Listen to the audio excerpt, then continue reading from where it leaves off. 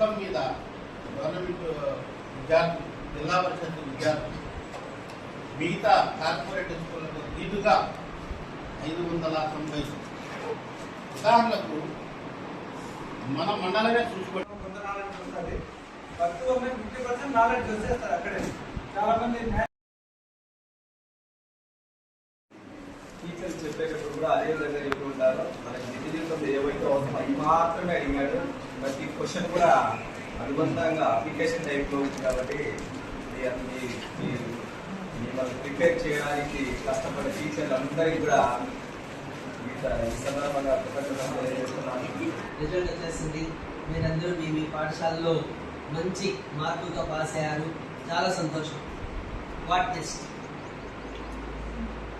Next ఈ what next లో మీరందరూ డిఫరెంట్ ట్రిపుల్ కానీ ఆర్ కార్పొరేట్ కాలేజెస్ కానీ or government colleges on basis of your economic position and economic support you will be joined in various colleges, whatever it is. కాకపోతే in case of education విషయానికి వస్తే 10th class వరకు మీరు చదివే చదువుకి after that intermediate పేదరికం అడ్డు కారాదు. మట్టిలో కూడా మాణిక్యాలు ఉంటాయి. మరి కేజీలో ఉన్న పిల్లలందరూ కూడా చాలా పేద పిల్లలే.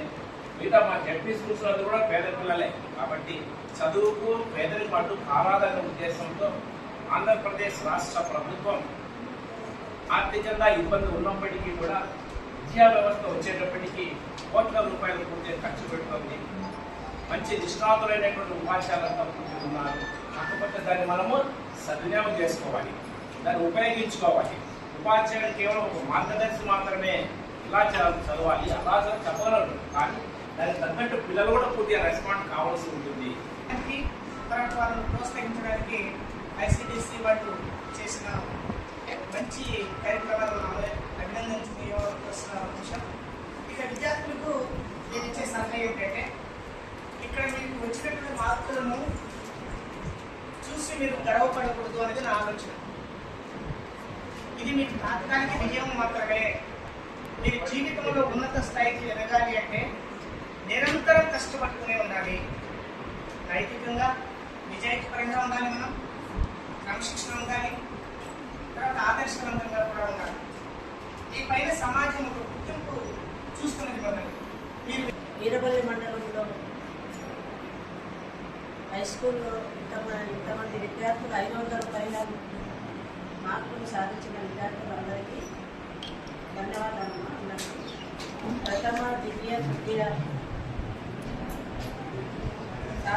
మార్కులు సాధించిన వాళ్ళందరికీ ప్రత్యేకంగా డాక్యుమెంటేషన్ ఫైల్ అంటే మీరు మీ సర్టిఫికేట్లని అందులో పెట్టుకోవాలని ఆ ఫైల్ మీకు అందజేస్తున్నాము.